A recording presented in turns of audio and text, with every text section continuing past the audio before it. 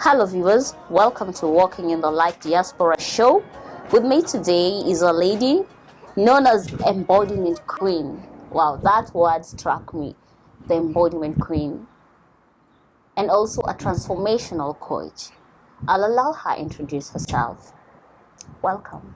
Oh, thank you. I'm grateful to be here. I'll start with my name. Gao Motsemme is my name. Yes, known as the Embodiment Queen. I'm an energetic practitioner, a spiritual counselor.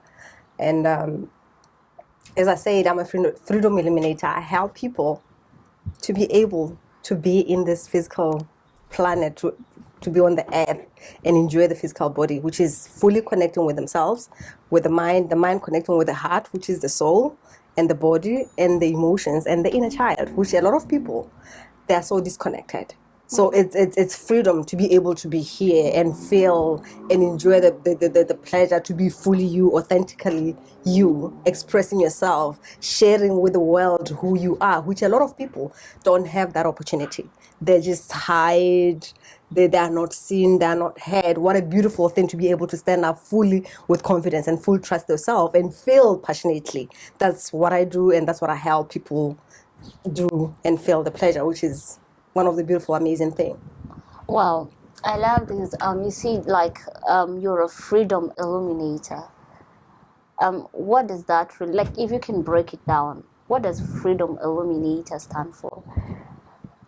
For me, when you ask me about freedom, freedom I feel is the power to be able to align your personality with the soul. There is no, because I feel when you talk about the soul, I feel the soul loves freedom. Really, I feel the soul is freedom. That's the only way that I can describe it when I feel into the soul, So when I say I'm a freedom illuminator, it's to be what I do. I help people to really claim that power, which is aligning that personality with the soul, to be fully you, not only the physical, but to connect with who you are, as in spirit form, to connect with the energetical field. Because that's freedom. When you are connected, when you are in love, which truly life is love. When you say yes to life, you are saying yes to love. And when you are following your joy, you are able to attract to you what you need. As if you have a goal and you are expansive, as you get excited by it, you get curious. I wonder what is possible when and whether you want money, whether you want to fall in love, you're not afraid to say, oh my God, I'm gonna be hurt. You just open your heart because you know how it feels like to feel the love that comes from someone, and to also share it. When you follow that, you attract the same thing that is in the same alignment with you, which is if it's love, you're gonna attract love, and you're gonna find yourself at the perfect place at the right time. Where you kind of the universe is working with you, and you want something and you don't know how to get it. You're not asking yourself, I don't know how I'm gonna get that. You kind of get excited. And you see it happen before it happens. You just feel into it, and you feel how it's going to be when you receive that. And you find yourself in the perfect place where someone will tell you that, you know what, I've got that thing that you need. And you don't even know how they knew that you needed that. That is the law of attraction that we talk about. It's not, because people have this, which is a skewed way of thinking that, oh, just be positive. And what do people do when they're positive? They deny what is right here. They don't even feel into it. They're thinking positive, they're not being it. Which in life, as much as we know we are human beings, we are not being, we are doing. And for us human, the whole thing is about being. When you are love, you attract love.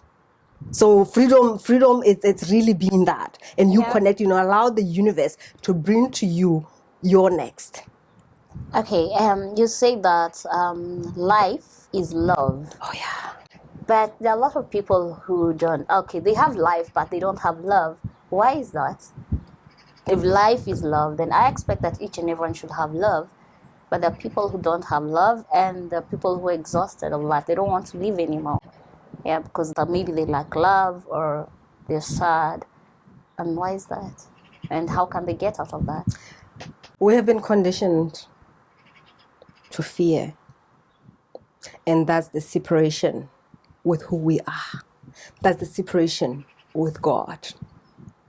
Which is, there is us, there is us and them. You know, the whole separation is what we have been taught. You know, whether it's tribalism, whether it's social cultures, you know, we have been taught separation. And that's the survival kind of like, if I don't get everything, then they're going to get it. We are not taught to know that we are one, which is, if I am loving myself, if I have love within me, I am able to love you. Because there's no you and me, we are one. Truly, when you talk about God, because we all have that aspect of God within us. So we have been taught to deny the God that is within me. Because when I deny the God that is within me, when I see you as separate from me, I'm denying the God that is within you. So the denial of the divine is what is causing us pain. That is what is causing us pain, separation consciousness. And right now, with the energies that is coming through, we are just being called to connect with ourselves, which is connecting with the God that is within us. And when you connect with the God that is within you, you are able to see the God that is within the other, and realize that when I look into your eyes, when I connect with my heart, when I see myself, I see you. But we are conditioned to fear. That's what is causing a lot of pain. And so, how can I connect with the God that is within me? If I want to connect to this God within me, By being. how Truly can I be? is being, as in being in your body, being able to feel, which we do it by a lot of things. Some people meditate, some people pray, some people even connecting to nature. One of the things that came through 2 days ago, I think, because of the Lion's Gate, the energies that are coming through the planet, I was just sort of like a download of this energy where I felt my heart aching for the love of my children 2 days ago.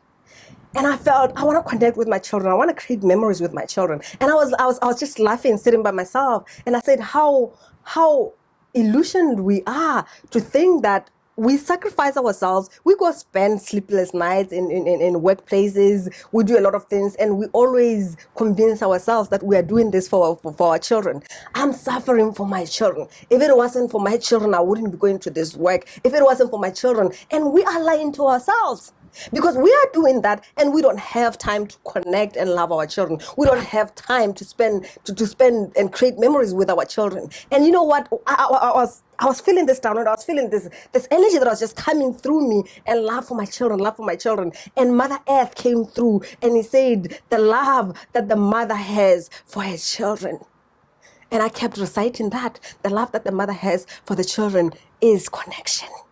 Wow. And that's the connection that the earth is really bringing through with all the things that are happening, whether it's the fire, whatever that is happening, is the earth that is evolving, and it's evolving because of the love that the earth has for its children, which is us. The earth is asking us to wake up and connect with ourselves, connect with nature. That's the connection that is really calling us forth. That's how we connect with who we are. Okay, so how can I connect with nature? How can I? Yeah, because I just walk and say, okay, it's normal, there are trees and everything. How can I connect with nature?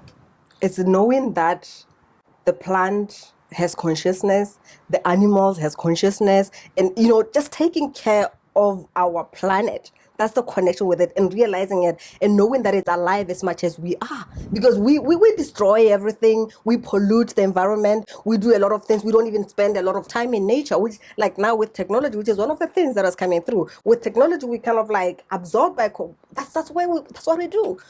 Where children are all in their laptops and whatever, and we do the same. When do we have time to go and just sit with nature and just admire the beauty that is here, and plant a tree and water the flowers and all that, enjoy the beauty that is there in the flowers and all that. That's the connection. And look at the animals and know that they are just living beings as us, rather than, the separation that I'm talking about. Because we human beings, we think we are the only special creatures or whatever, and other things we disregard them. Yeah, and we are not honoring and celebrating the life and the consciousness that is in everything. Is in everything, because everything truly has consciousness. Everything is alive as we are. If we can give everything the same respect, the same love that we give human beings, magic happens. Yeah. Yeah. And I also realized that even human beings in themselves, they still have a category and class. I mean, the kind of respect someone feels I'm better than so and so, and this person tends to treat that person as a non-entity. How can this person be brought back to consciousness to know that that other person is also human and deserves to be loved and respected and not to be disregarded? Yeah, that's the separation that I'm saying we are really being taught. I'm better than you, which is happening in different categories. Even when you talk about religious, and that's where really the separation is huge, because there is this thing that I am better than I, even though we don't express it like that, but the idea that they are sinners, right? And because I go to church, I pray to God, and those ones are going to go to hell. Do you realize the illusion that is in there? Yeah. Yeah. And what we don't know is that when I damn you, as in like if I condemn you to hell, oh, I'm gonna go and sit with you in this hell that I've taken you to. If I go and lock someone in a cave because I feel that whatever, they don't deserve to be walking and enjoying what the world is really providing, I'm gonna go and sit close to those people in a cave. When I condemn someone, let me say someone does something which are normally, I say that we are not victims, but we go through victim experiences. It's an experience that we go through. But at times we hold this identity that we are a victim, and then we look at somebody, we condemn them, and we hate them. And when we do that, what happens? Our energy, because we are vibrational beings, we are energy. You know, as much as we just see the physical, but we are really energy.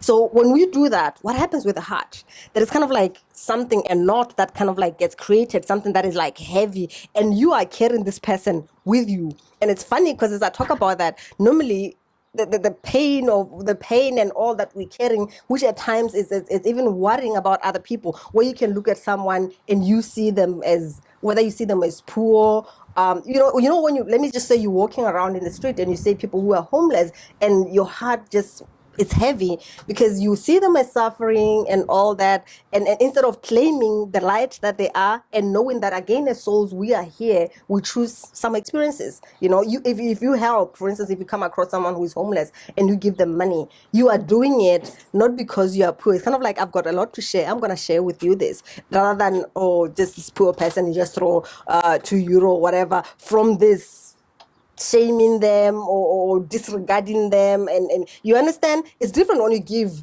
with love. Just because I love you, you look at someone's eyes and you give them that €5, €10, and it's just love. So people are carrying a lot of weight where this is how we give our power away. Either we feel that other people feel that they are better and we hate them, or we care a lot about other people, which is really not caring. It's like feeling sorry for other people, and we worry a lot about them, and we therefore carry whatever baggage that they have. And people have a lot of pain at the back, like between the shoulders. There is just like that heavy pain that they're carrying, and the heart is also, it's not open. We've built walls where we don't want people, we think that we're protecting ourselves. I don't want people to feel what is going on. I don't want to laugh because I'm afraid of being hurt. And what we don't realize is that when we do that, what happens? There's no love that comes through. Yeah, it's true. There's no love that comes through because we've built walls, therefore we've closed ourselves in there. It's not about being hurt. It's like, I'm not going to receive love and I'm not going to give love. And it's kind of like, you can imagine when you closing something somewhere, eventually it rots, right? And this is what causes physical pains, which is normally, that's what I normally feel, where eventually there is this pain that people are feeling around the heart, because now the physical, like emotional bodies and all that, they're communicating with the body, and the body is trying to create a pain to show people that that's not how to live.